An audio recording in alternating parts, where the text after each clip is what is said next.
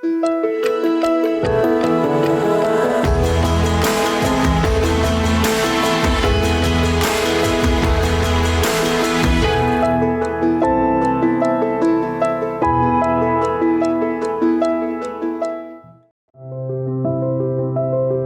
գեղանկարիչ եմ, նկարում եմ ամեն ինչ իմ դուրը շատ է գալիս։ Հիշում եմ, որ փոքր ժամանակ ես միշտ մատիտներով եմ քնել։ Նույնիսկ իմ պատերին հետ, մաղջակալի կողքի պատերին, անընդհատ այդ ձևի նկարել եմ, թաքուն։ Մի խոսքով մի օր տանը մամային ասեցի, մամա, ես ուզում եմ գնամ դհոլի։ Ասեց, տղա ջան, հարց չկա։ Այն հաջորդ օրը եկա, ասի մամա, ես պետք է տամ դուդուկի։ Ասեց, հարց չկա, բալա ջան, այն մյուս օրն էլ եկա, ասի մամա, ես ուզում եմ տամ ջութակի։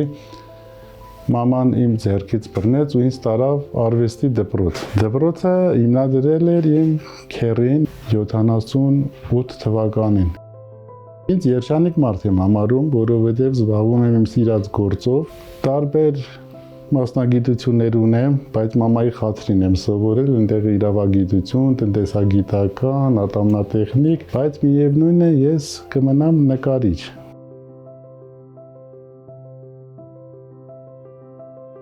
Պատվերներս լինում են հիմնականում դիմանկարներ, իսկ պատվիրողներն էլ գիտեն դու քսերոքս ես անում, մի անգամ ինձ ասում են նկարենք, հաջորդ օրն ասում են ինչ եղավ։ Ճիշտ է, ժամանակը շատ է խլում, բայց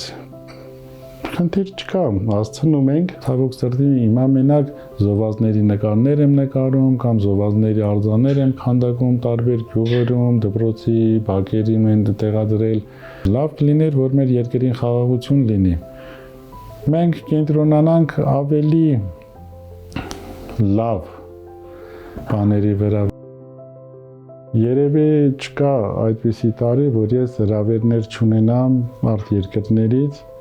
ամեն տեղ էլ գնացել եմ, բայց եթե իմ աշխատանքը ընդամենը տևել է 5 օր, ես այդ 5 օր հետո անպայման վերադարձել եմ իմ հայրենիք։ Մենք ունենք արև, մենք ունենք մաքուր օդ, մենք ունենք խմելու ջուր, ու այդ ամեն ինչ պետքա պահենք։ Բնության մարդ ենք, մենք սար ունենք, անտառ ունենք, սևանալիճ ունենք, ես չեմ, դուք գնաք։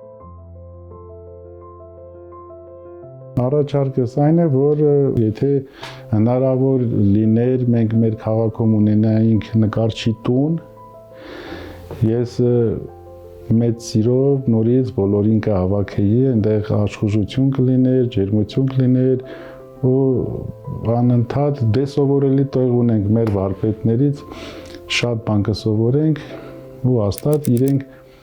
միշտ էլ լավ խորհուրդներ կտան թե երիտասարդ արվեստագետներին, թե ինձ